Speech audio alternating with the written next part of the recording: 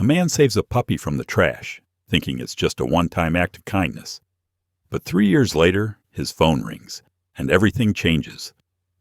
On the other end of the line is a stranger who somehow knows about the dog and claims it was never his to keep. What begins as a simple rescue turns into a web of secrets, wealth, and lies buried deep inside a powerful southern estate.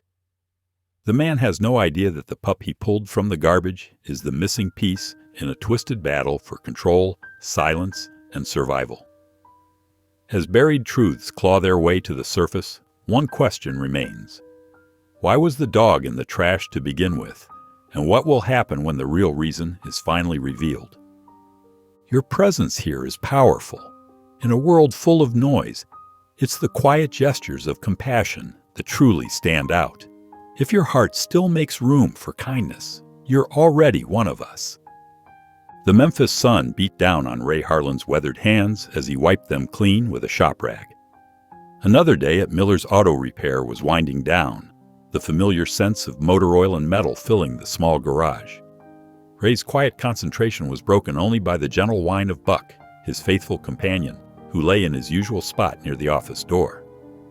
"Almost done, buddy," Ray said softly, his voice carrying the warmth he reserved only for his four-legged friend. As Ray finished cleaning up his tools, his mind drifted back to that rainy night 3 years ago. The memory was as clear as if it had happened yesterday. He had been driving home late from an emergency repair job, the windshield wipers fighting against the heavy downpour. The headlights of his old pickup truck had caught something unusual on the shoulder of the road, a black garbage bag that seemed to move against the wind. Something had made him stop. Maybe it was instinct, or maybe just plain curiosity. Ray remembered pulling over, his boots splashing in puddles as he approached the bag. The slight movement he'd seen became more distinct, a weak twitching that made his heart race. With trembling fingers, he had torn open the plastic. Inside, barely breathing, lay a brindle-coated puppy. The poor creature was covered in cuts and bruises, one particularly nasty gash running along its side. The dog's eyes, though filled with fear, held a spark of life that touched something deep in Ray's soul. "Hold on, little fella," he had whispered, carefully wrapping the puppy in his work jacket.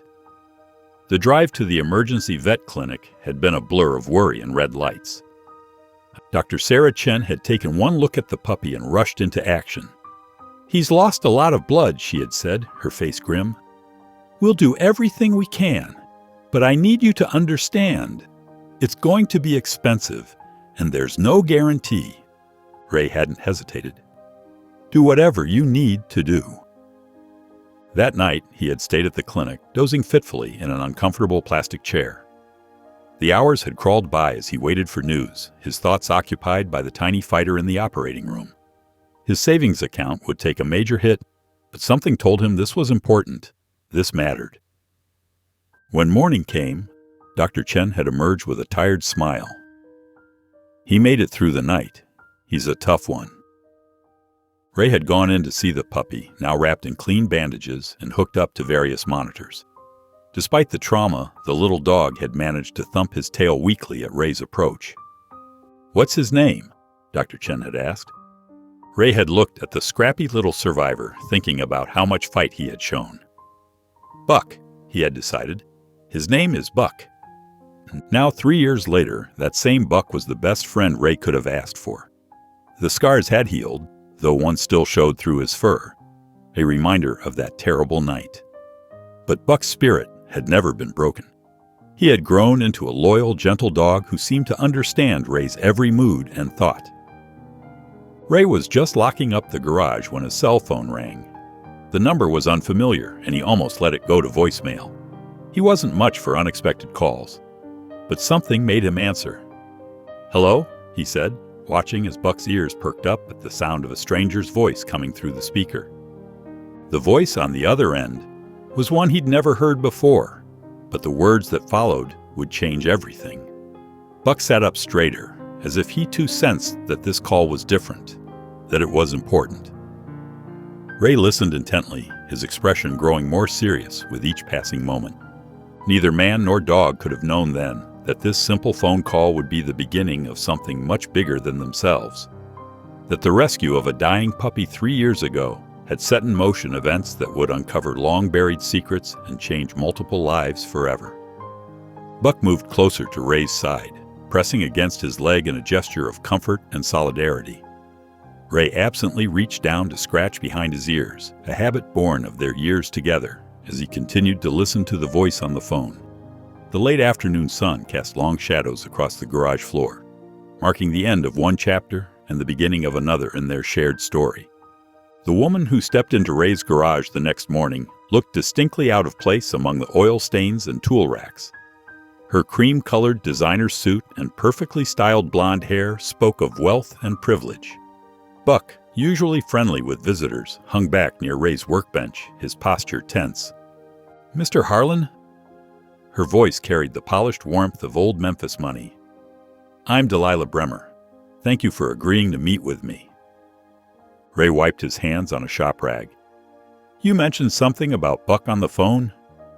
"Yes." Delilah's manicured fingers twisted her diamond wedding ring. "You see, 3 years ago, that dog belonged to my stepdaughter, Nadine. His name was actually Churchill then." Ray crossed his arms, studying her carefully. "That's quite a claim, ma'am. Buck was in pretty rough shape when I found him." "I know." Delilah's eyes welled with tears that seemed genuine. "It was a horrible time. Nadine's mother had just passed away, and there was this awful custody battle. The stress was too much for her. She stopped speaking entirely. Then someone took Churchill and—" She dabbed at her eyes with a monogrammed handkerchief. "She hasn't said a word in 3 years." Buck whined softly from his corner, drawing both their attention. Delilah's breath caught. "He looks so healthy now. You've taken wonderful care of him." "What changed?" Ray asked. "Why come looking now?" "Yesterday, you were both on the local news, that piece about the garage's free oil changes for veterans." Delilah pulled out her phone, showing him the clip. "Nadine saw it during breakfast. Mr. Harlan," she spoke. "For the first time in 3 years, she said Churchill." Her voice cracked. "Please, would you consider bringing him to meet her? Just once?" Ray looked at Buck, remembering the terrified puppy he'd rescued. Something about this didn't sit right, but if there was even a chance— "When?" "This afternoon? Our estate is just outside the city." She wrote an address on a business card. "Thank you, Mr. Harlan. You have no idea what this means." The Bremer estate proved to be exactly as grand as Ray had imagined. The wrought iron gates opened onto a winding driveway bordered by ancient oaks. The mansion itself was a sprawling southern colonial, its white columns rising 3 stories high. Buck sat up straighter in the passenger seat of Ray's truck, his nose twitching with interest. A tall man in a crisp suit waited on the front steps. Judge Calder Bremer, Ray realized, recognizing him from newspaper photos. The judge's stern expression softened slightly as Delilah hurried out to meet them. "Mr. Harlan, thank you for coming." The judge's handshake was firm, but cool. "Nadine is in the garden." They followed a brick path around the house. Ray felt increasingly underdressed in his work clothes, but Buck trotted confidently beside him, tail held high. The garden was a masterpiece of formal landscaping, with trimmed hedges and blooming roses surrounding a stone fountain. A thin teenage girl sat on a bench near the water, her dark hair falling forward to hide her face. She wore an expensive-looking dress that somehow seemed to diminish rather than enhance her presence. At their approach, she lifted her head slightly. Buck stopped dead in his tracks.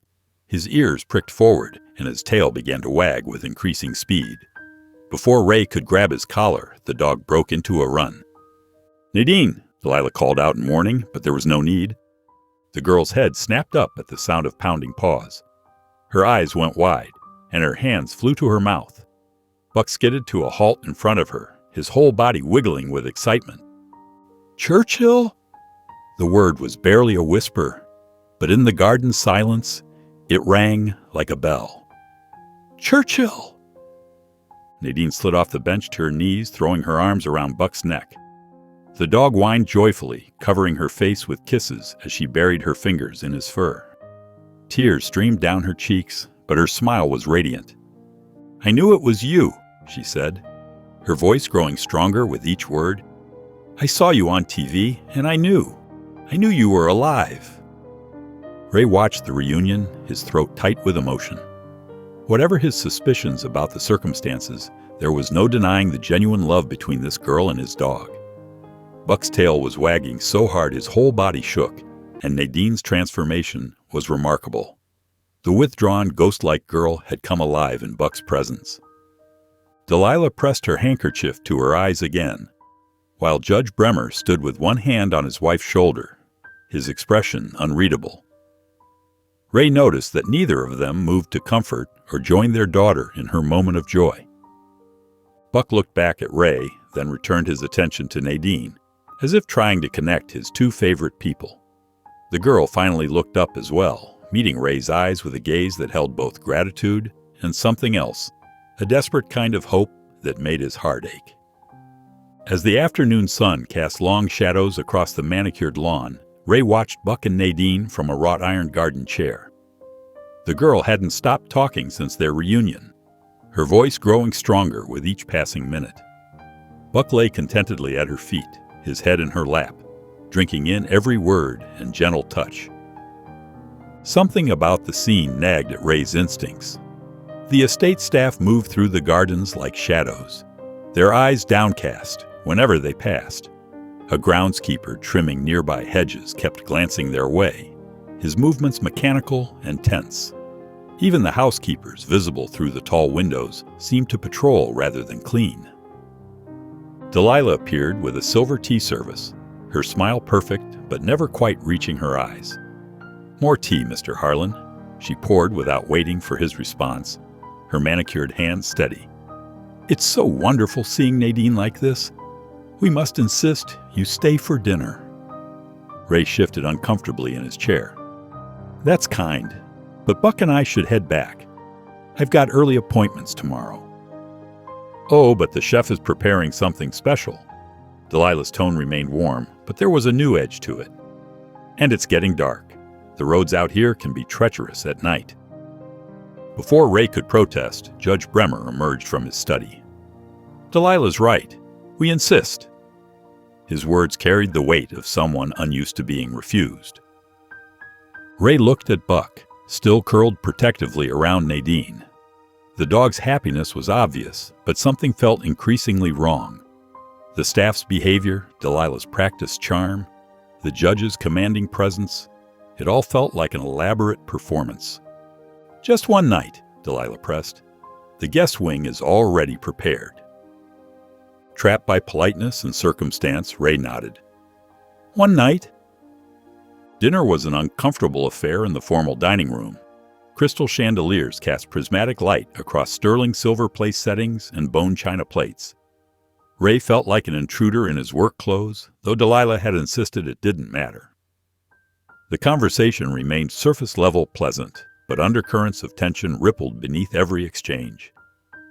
Nadine barely touched her food, her earlier animation fading under her stepmother's watchful gaze. Buck lay at her feet, refusing to leave her side. When a maid accidentally dropped a serving spoon, everyone at the table flinched as if expecting an explosion. After dinner, Ray was shown to an opulent guest suite. Buck whined when they tried to separate him from Nadine, but Ray insisted the dog stay with him. Something about this place made him unwilling to let Buck out of his sight. Sleep proved elusive. Around midnight, Ray heard footsteps in the hallway. Too many for just the night staff. Buck's ears perked up, a low growl rumbling in his chest. Ray quieted him with a gentle hand, listening intently.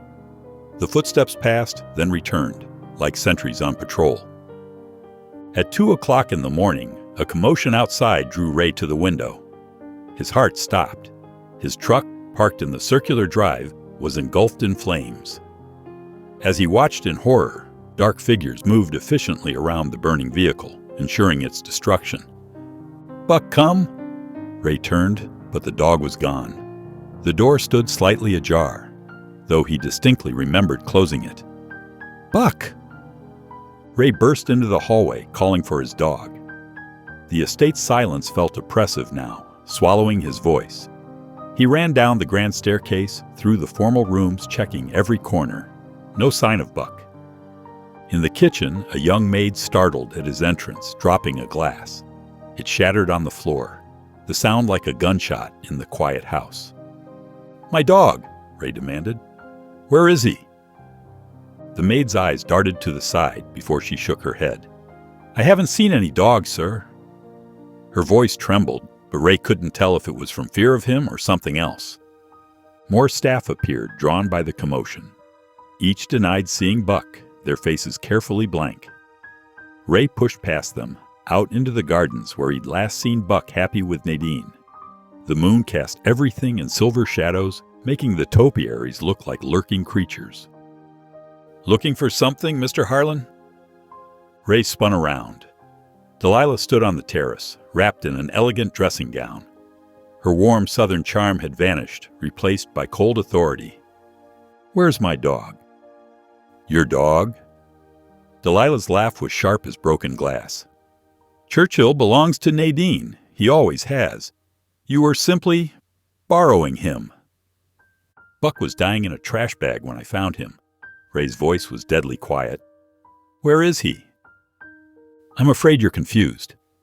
Delilah's smile turned predatory. "And without transportation, in the middle of nowhere, at this time of night? Well, you should probably get some rest. We can discuss this in the morning." Ray stared at her, the full weight of his situation crashing down.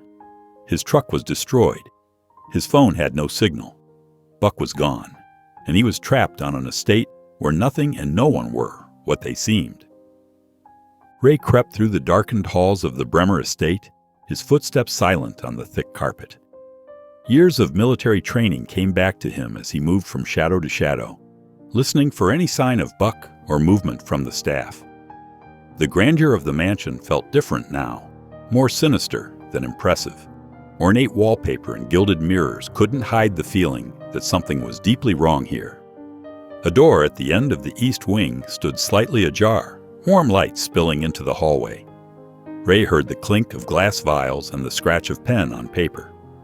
He peered through the gap to see a small medical office, complete with an examination table and locked cabinets filled with medications.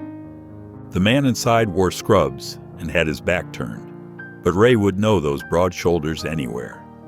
"Doc Matthews," he whispered. The doctor spun around, startled. His face, older now but still familiar, registered shock, then recognition, then something like fear. "Harlan? What are you doing here?" "I could ask you the same thing."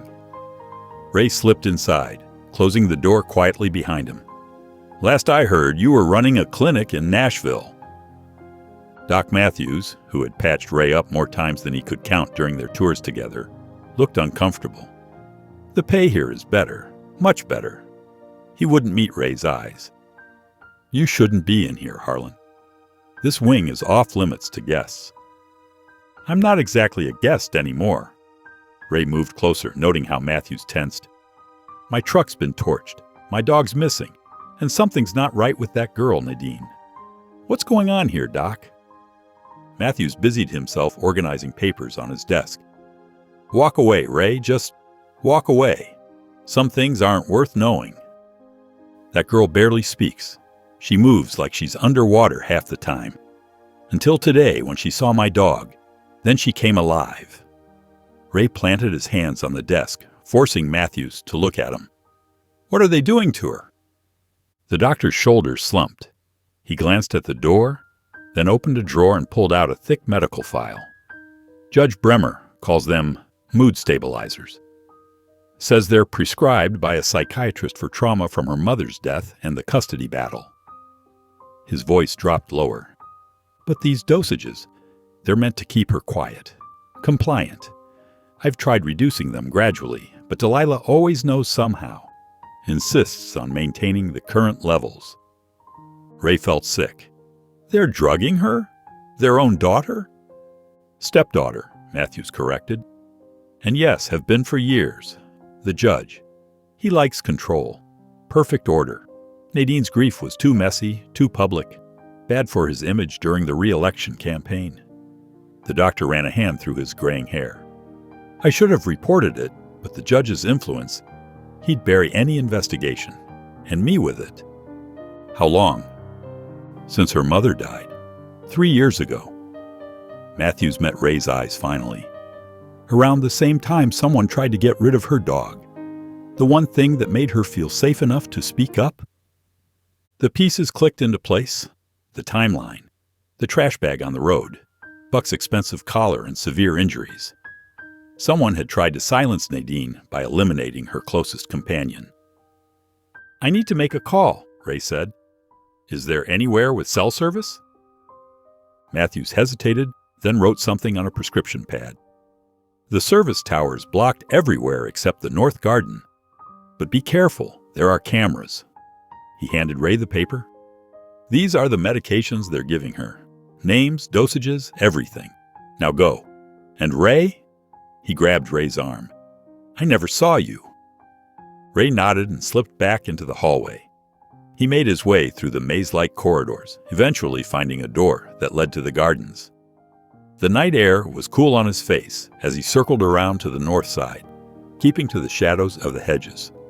When his phone finally showed 1 bar of service, he dialed a number he knew by heart.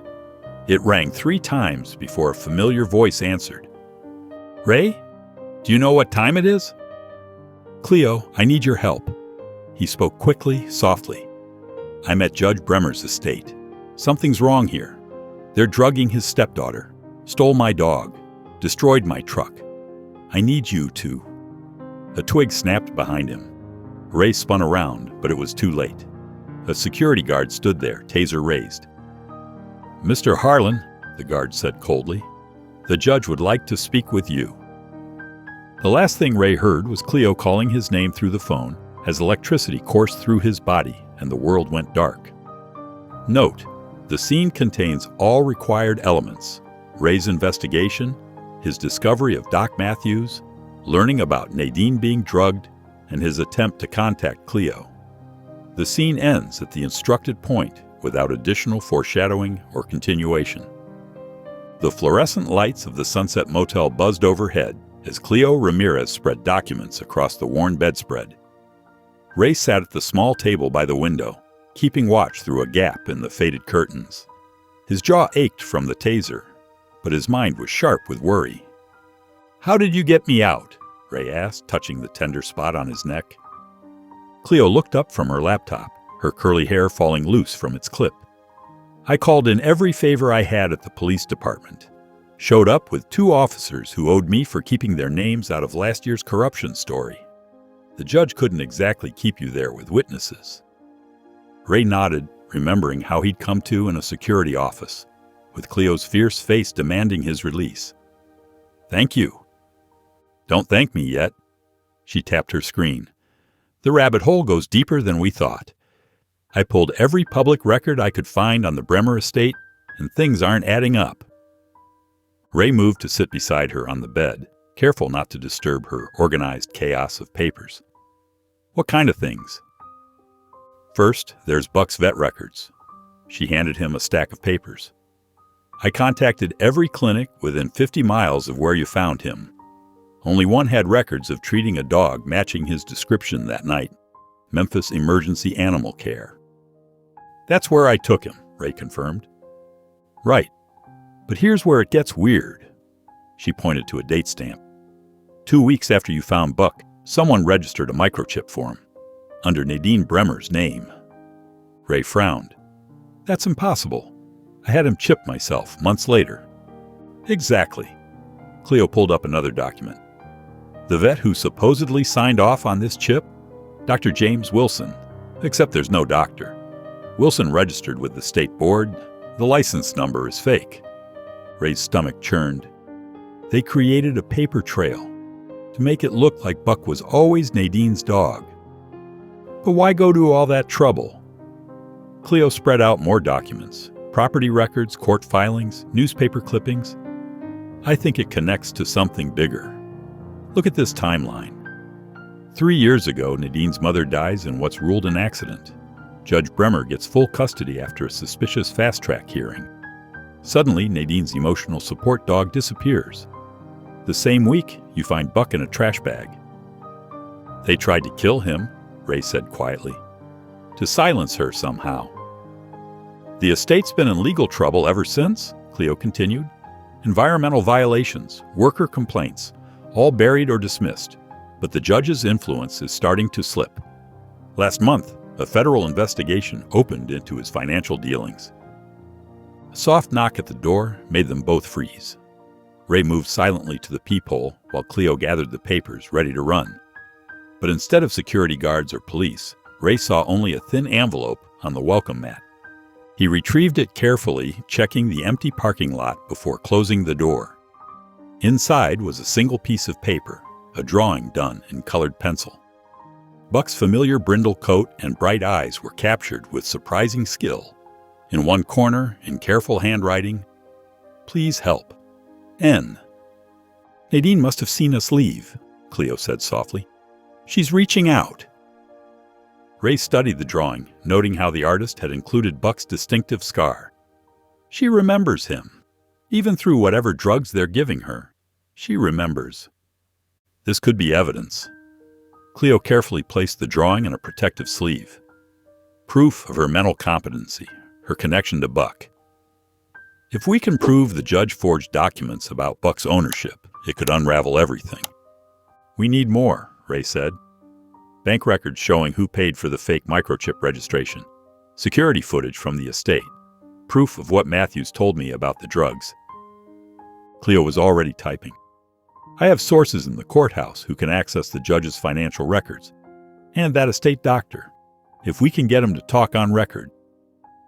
"He's scared," Ray said, "but he might be our best shot at exposing what they're doing to Nadine. First, we document everything we have." Cleo pulled out her camera, photographing each piece of evidence. The timeline, the forged vet records, Nadine's drawing. We build our case carefully.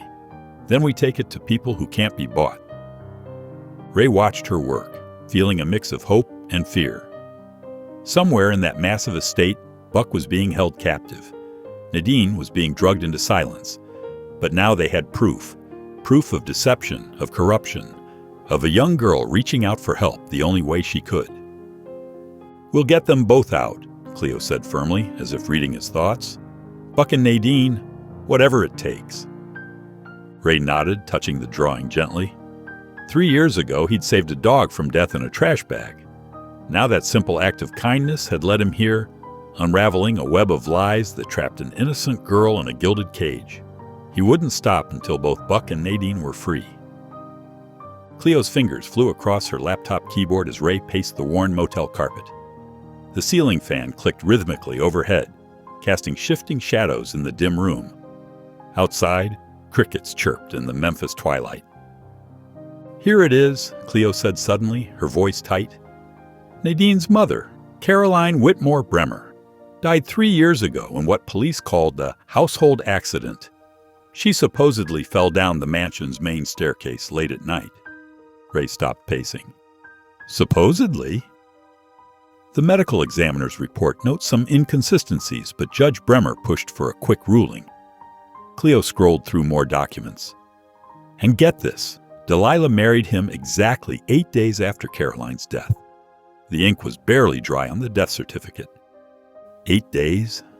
Ray leaned over her shoulder, studying the marriage license on screen. "That's awfully fast for grieving." "It gets worse." Cleo pulled up another window. Delilah wasn't just some random second wife. She worked for the family's estate planning firm. She had intimate knowledge of all their finances, trusts, everything. Ray's jaw tightened. She was positioned perfectly to take control. "Exactly. And look at this." Cleo opened a series of legal documents. 2 months before Caroline died, she had started the process of revising the family trust. The changes would have given Nadine direct control of her inheritance at 18, bypassing both her father and any future spouse. "But Caroline died before those changes were finalized," Ray said slowly. "And within weeks of marrying the judge, Delilah had new papers drawn up. Everything now stays under their joint control until Nadine turns 25. Cleo's voice hardened. But only if she's deemed mentally competent. Ray sank into a chair, his mind racing. That's why they need to keep her quiet. If she starts speaking again, showing she's capable, they lose their grip on the fortune. Cleo nodded grimly. I dug into the financials. The estate's worth over $40 million. Most of it came from Caroline's family. Old Memphis money, generations of smart investments. She pulled up more records. But Judge Bremer's been bleeding it dry. Risky ventures, failed property deals, massive personal expenses. He's lost millions in the last 3 years alone. Without control of Nadine's trust, he'd be ruined. Ray thought of the quiet girl who'd drawn Buck's picture. So they drug her, isolate her, make her seem unstable, all to keep control of her money. The judge's influence made it easy to cover up. Cleo's fingers kept typing. He handpicked the doctors, the therapists, everyone who had contact with Nadine. No one questioned why a grieving teenager suddenly stopped speaking. Until she saw Buck on TV, Ray said, and spoke for the first time in years. That must have terrified them. Cleo looked up from her screen. Their whole plan depends on Nadine staying silent. A sudden breakthrough would raise questions, maybe trigger a competency review. So they had to control the situation fast, Ray continued. Get Buck back, isolate Nadine again, silence anyone who might interfere. Including you. Cleo's expression was grim. They probably figured you'd just hand Buck over, take their money and disappear. When you didn't. They took him anyway. Ray's hands clenched. And tried to trap me here. Cleo opened another file. Judge Bremer's been busy today. Multiple calls to the police chief, the DA's office, even his contacts at the state Supreme Court. He's laying groundwork for something big. Like having me arrested if I cause trouble? Ray asked. Or worse. Cleo's voice was quiet. These people have already proven they'll do anything to keep control. Caroline's death, Buck's attempted murder, drugging Nadine. They're desperate and dangerous. Ray stood again, unable to sit still. We need to move fast. Get proof of what they're doing to Nadine. Expose the judge's corruption. I've got a source inside the courthouse, Cleo said. She can get us access to the judge's sealed records, including Caroline's original autopsy report. But it'll take time. Time Nadine might not have, Ray replied. If they realize we're investigating. A sharp knock at the door cut him off. They froze, exchanging worried looks. The knock came again, more insistent. Memphis Police Department, open up! Cleo quickly closed her laptop, sliding it into her bag along with their evidence. Ray moved toward the bathroom window, their planned escape route. Wait, Cleo whispered. She peered through the peephole, then relaxed slightly. It's Marcus. He's one of my sources, and he's alone. She opened the door to reveal a worried-looking officer in his 40s. He stepped inside quickly, closing the door. You two need to be careful, he said without preamble. Judge Bremer just filed emergency papers. He's claiming Ray kidnapped Nadine earlier today, used her to steal family property. That's insane, Ray protested. I haven't been near her since they took Buck. Doesn't matter. The judge has got half the force looking for you. Marcus glanced nervously at the window. And Delilah's pushing to have Nadine committed to a private facility tonight. Says the trauma of the alleged kidnapping triggered a dangerous episode. Ray and Cleo shared a horrified look. They were running out of time, not just to save Buck, but to save Nadine from disappearing forever behind institutional walls. The pieces were falling into place, revealing a picture darker than either of them had imagined.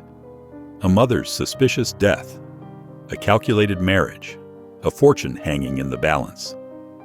And at the center, a young girl whose voice had been systematically silenced, until a rescued dog gave her hope again. Ray studied the estate's security layout spread across the motel room table. 3 guard stations, motion sensors on all gates, and cameras covering every angle of approach. He traced a path with his finger. Except here, along the old service road. Cleo leaned in, her curly hair falling forward as she examined the spot. That's where the groundskeeper's shed is, right? The one they converted for dog training? Yeah. Ray's jaw tightened. Perfect place to hide, Buck. Far enough from the main house that no one would hear. He couldn't finish the thought. I've got contacts ready to run the story, Cleo said, pulling out her phone. But we need concrete proof of abuse. Photos, documentation, anything that shows what they're doing to both Buck and Nadine. Ray nodded, checking his watch. Security changes shifts at 11:30. That's our window. He pulled on a dark jacket, checking the pockets. Flashlight, bolt cutters, first aid supplies. You're sure about the cameras? My guy in IT confirmed it. Cleo showed him a text message. Power maintenance starts at 11:25. We'll have maybe 20 minutes before the backup systems kick in. That's all I need. Ray's voice was steady, but his hand shook slightly as he gathered his gear. If I'm not back in 30 minutes, I'm calling in every favor I have, Cleo finished. The police chief, the DA, even my contact at the FBI. But you'll make it. She squeezed his arm. Bring our boy home. The night was moonless, perfect for stealth. Ray moved through the woods bordering the estate, staying low and quiet. His military training came back naturally, checking sight lines, timing guard patterns, waiting for the right moment to move. At 11:23, the security lights flickered and died. Ray counted to 60, then slipped through a gap in the fence. The service road was overgrown, barely visible in the darkness. He followed it to a large metal building set back in the trees. The lock on the door was new and heavy. The bolt cutters made quick work of it. Ray eased the door open, wincing at the slight creak of hinges. Buck, he whispered. Here, boy. A weak whimper answered from the darkness. Ray clicked on his flashlight, sweeping the beam across empty kennels until... Oh, God. The words escaped before he could stop them. Buck lay curled in the corner of a steel cage, his brindle coat matted with blood and dirt. Fresh welts crossed his sides. His water bowl was empty, food scattered and moldy. But at Ray's voice, his tail thumped weakly against the floor. I've got you, buddy. Ray's hand shook as he cut through the cage lock. We're going home! Buck struggled to his feet, limping badly. Ray scooped him up, cradling him against his chest. The dog weighed far less than he should have. They were halfway to the door when the alarm started screaming. No, no, no! Ray quickened his pace, but Buck's weight slowed him down. Flashlight beams swept the grounds, voices shouting commands. He made it to the tree line as the first security guard rounded the corner. A bullet whizzed past his head, embedding in a trunk. Stop, or the next one won't miss. Ray ran. Branches whipped his face as he crashed through the underbrush. Buck trembled against him, whimpering with each jolting step. More shots rang out. Pain exploded in Ray's shoulder, but he kept moving. The fence appeared ahead, and beyond it, the flash of headlights. Cleo. Ray gathered his remaining strength and sprinted the final yards. Here! Cleo's voice guided him. Her car door was already open. Ray practically dove inside. Buck still clutched to his chest. Cleo floored the accelerator before he could even close the door. Gravel sprayed as they fishtailed onto the main road. Are you hit? Cleo demanded, checking the rearview mirror for pursuit. Grazed. Ray was already examining Buck, hands gentle as he checked for serious injuries. He needs a vet, now. Dr. Martinez is waiting at her clinic. Cleo took a sharp turn, putting more distance between them and the estate. She's one of my sources. She'll keep quiet. Buck looked up at Ray with tired eyes, his tail offering a weak wag. Despite his injuries, despite the trauma he'd endured, his trust remained unshaken. I've got proof, Ray said, pulling out his phone. Videos, photos of the conditions they kept him in. The abuse. Good. Cleo's voice was hard. Because tomorrow morning, this story breaks wide open. The whole city's going to know exactly what kind of monsters the Bremers really are. They drove through the darkness, a small family reunited against impossible odds. But Ray knew this was just the beginning. They had Buck back. Now it was time to save Nadine. Cleo's fingers flew across her keyboard, her eyes intense as she put the finishing touches on the story that would change everything. Ray sat beside her desk at the Memphis Daily Herald, Buck curled protectively at his feet. The dog's wounds were healing, but the emotional scars remained evident in his wary glances at strangers.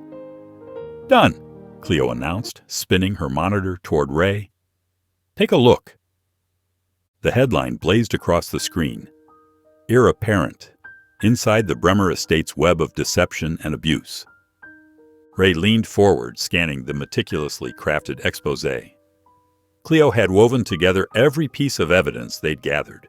The doctored veterinary records showing Buck's chip being registered after Ray had rescued him, security footage from the training shed showing the horrific conditions, and damning testimony from former estate staff who'd witnessed Nadine's systematic isolation. "The medical records are what really seal it," Cleo explained, pulling up scanned documents. Dr. Thompson, the estate physician, finally broke his silence. He provided detailed records of the drugs they've been giving Nadine: mood suppressants, anti-anxiety medications, all prescribed without proper evaluation or consent. "Will he go on record?"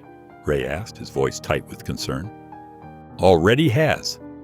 Cleo pointed to a notarized statement. "He's facing his own legal troubles for participating, but he's agreed to testify. Says he can't live with the guilt anymore." The story went live at 6 o'clock the next morning. By noon, it had been picked up by national news outlets. Security footage of Buck's rescue, showing Ray carrying the injured dog while dodging bullets, played on every local channel. Ray's phone buzzed, a text from an unknown number. "Thank you for saving him. Please help me too. N." His heart clenched. "Nadine found a way to contact us." Cleo immediately sat up straighter. "We need to get her out of there. The press conference. Delilah's holding one this afternoon to address these outrageous allegations. If Nadine could speak there—" "It's too dangerous," Ray protested. "Delilah would never let her near a microphone." "Maybe that's exactly why it would work." Cleo was already dialing numbers. "My contact in the security team says Delilah's insisting Nadine attend. Wants to present a united family front. If we can get word to her." Ray texted back carefully. "Press conference today. If you can speak, we'll protect you. Your voice matters." 3 dots appeared, disappeared, appeared again. Finally, "I'll be ready." The press conference was held on the Bremer Estate's manicured front lawn. News vans lined the circular drive, reporters clutching microphones and photographers adjusting their lenses. Delilah stood at a podium, the perfect picture of wounded dignity in her pale blue suit. "These allegations are completely unfounded," she declared, her voice steady but her hands gripping the podium too tightly. "The supposed evidence has been manipulated by individuals seeking to destroy our family's reputation. My stepdaughter, Nadine. I can speak for myself." The words, clear and strong, cut through the murmuring crowd. Nadine emerged from behind a cluster of reporters, walking steadily toward the podium.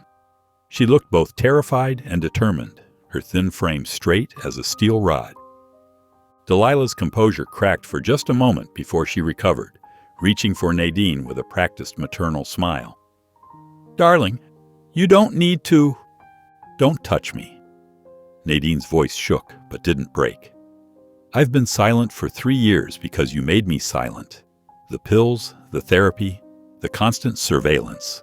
It was all to keep me quiet about what really happened to my mother." Cameras flashed frantically.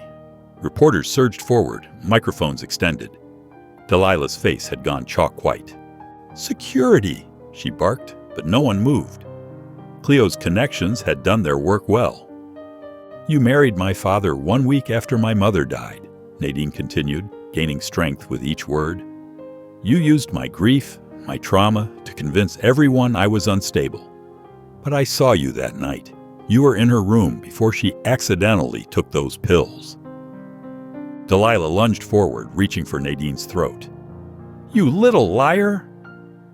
Ray burst through the crowd, Buck at his heels. He caught Delilah's wrist before she could touch Nadine, his grip firm but controlled. That's enough. The moment was captured by dozens of cameras. Delilah's face contorted with rage. Ray protecting Nadine, Buck standing guard between them. Within hours, the footage would be viewed millions of times online. Nadine stepped closer to Ray, her hand finding Buck's fur. The dog pressed against her leg, offering silent support. "I'm not afraid anymore," she said, looking directly into the cameras. "And I'm not going to be silent." Police sirens wailed in the distance, growing closer. Delilah tried to wrench free from Ray's grip, but he held firm. "It's over," he said quietly. Nadine knelt to hug Buck, tears streaming down her face. But for the first time in years, they were tears of relief, not despair. The truth was finally free, and so was she. Reporters shouted questions, cameras continued flashing, but Ray kept his focus on Nadine and Buck. He had saved them both now, these two wounded souls who had found their way to him. As police cars pulled up to the estate, he silently promised to keep them safe, no matter what came next. The morning after Nadine's brave stand at the press conference, Memphis woke to sirens. Police cars streamed through the estate's iron gates, red and blue lights painting the mansion's white columns. Detective Sandra Martinez led the arrest team, her badge glinting in the early sunlight as she read Delilah her rights. "Delilah Bremer, you are under arrest for child abuse, fraud, and conspiracy to commit medical malpractice." The detective's voice carried across the marble foyer where reporters had gathered. Delilah maintained her poise even as officers cuffed her, her designer suit pristine despite the chaos. "This is ridiculous. I've done nothing wrong." But her mask cracked when Calder was let out next, his silver hair disheveled, his usual commanding presence diminished by handcuffs. The judge who had terrorized so many families in his courtroom now looked small and old. "Judge Bremer," Detective Martinez announced, "you're under arrest for judicial misconduct, conspiracy, and abuse of power." Ray watched from the sidelines with Cleo, Buck pressed against his leg. The dog's ears were alert, as if he understood the significance of this moment. Nadine stood between them, her thin fingers buried in Buck's fur. "You okay, kid?" Ray asked softly. Nadine nodded, her eyes fixed on her stepmother and father being led to separate patrol cars. "I never thought this day would come." Child Protective Services arrived shortly after, a kind-faced woman named Ms. Thompson taking charge of Nadine's case. "We need to place you somewhere safe while this is sorted out," she explained. "She can stay with me," Ray said without hesitation. "Buck's already there, and she knows me." Ms. Thompson studied him carefully. "You understand this would be temporary? There will be home visits, supervision requirements." "Whatever it takes," Ray interrupted. "She needs stability right now, not another institution." Cleo stepped forward. "I can vouch for Ray. I've known him since we were kids. There's no one more trustworthy." The next few weeks passed in a blur of depositions, court appearances, and media coverage. Ray's small house became a sanctuary for Nadine, who slowly began to emerge from her shell. She helped him fix cars in the garage, Buck always nearby, and started attending the local high school.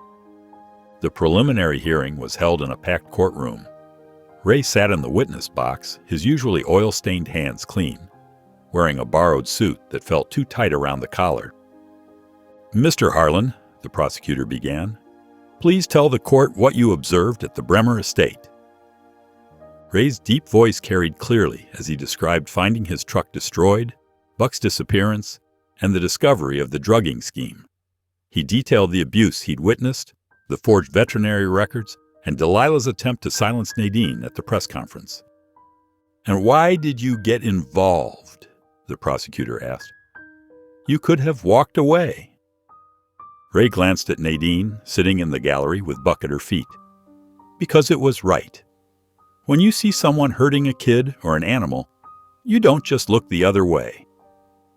Other witnesses followed. The estate doctor admitted to prescribing unnecessary medications under pressure from Judge Bremer. Security staff testified about enforcing Nadine's isolation. Veterinarians confirmed the forged records. Cleo's testimony was particularly damaging, presenting a methodical timeline of the conspiracy, supported by documents and recordings. Her investigation had uncovered offshore accounts where Delilah had been siphoning Nadine's inheritance. When Nadine took the stand, the courtroom fell silent. She spoke clearly about years of abuse, of being drugged into compliance, of watching her stepmother manipulate her father's power for control. "I stopped speaking because no one was listening anyway," she explained, "until Ray found Buck. He listened. He helped. He didn't even know me, but he did what my own family wouldn't. He protected me." The evidence was overwhelming. Delilah was sentenced to 15 years for abuse, fraud, and conspiracy. Judge Bremer was disbarred and received 8 years for his role in the scheme. The State Bar Association launched a review of all his previous custody rulings. After the sentencing, reporters crowded around Ray outside the courthouse. "How does it feel to be called a hero?" someone shouted. Ray shifted uncomfortably. "I'm no hero.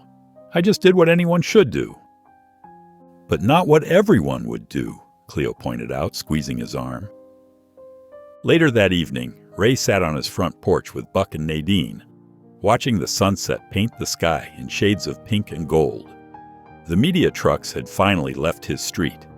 His phone had stopped ringing with interview requests. "What happens now?" Nadine asked quietly. "Now we take it one day at a time," Ray answered. "You focus on being a kid again, on healing." Buck thumped his tail in agreement, making them both smile. The dog who had brought them together now lay contentedly between them, his mission accomplished. "Thank you," Nadine whispered, "for everything." Ray just nodded, his throat tight with emotion. He didn't need words to express what they all felt, that sometimes family isn't about blood or legal documents. Sometimes it's about who shows up when you need them most, who fights for you when you can't fight for yourself. The three of them sat in comfortable silence as darkness settled over Memphis, each grateful for the simple peace of being together, being safe, being heard. The small farmhouse sat nestled among tall grass and wildflowers, its white paint weathered but welcoming. 6 months had passed since the trial, and life had settled into a gentle rhythm for its unlikely family. Ray wiped his hands on a shop rag as he climbed out of his truck, the evening sun warm on his shoulders. The familiar sound of Buck's excited barking greeted him from inside. Through the screen door, he could see Nadine at the kitchen table, textbooks spread around her as she worked on homework.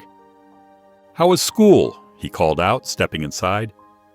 Nadine looked up with a bright smile that still surprised him sometimes, so different from the silent, withdrawn girl he'd first met. "Good. I got an A on my history presentation, and Dr. Martinez says I'm making real progress in therapy."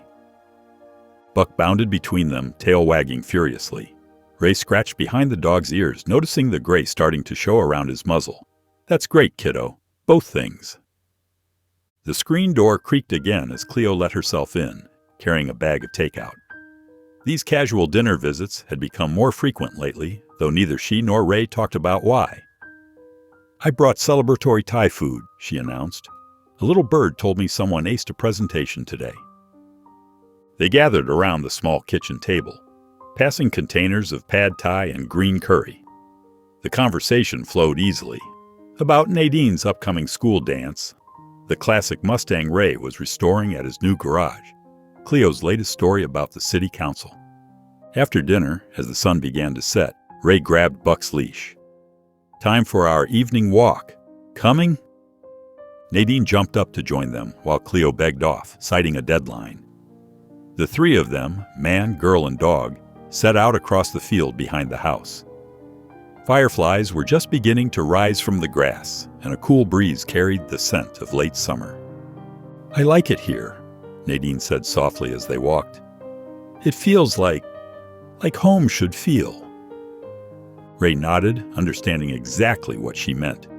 They walked in comfortable silence until they reached the crest of the small hill overlooking their property. Buck tugged gently at his leash, nose twitching at some interesting scent. "Dad," Nadine said suddenly, then paused as if testing the word. Can we stay here? For good? Ray's heart swelled at the word Dad, spoken so naturally, as if it had always belonged between them. He wrapped an arm around her shoulders, pulling her close. As long as you want, kiddo. As long as you want. Thanks for watching. If any part of this story lingered with you, consider subscribing. I'll be here again tomorrow, sharing another tale that speaks to the soul.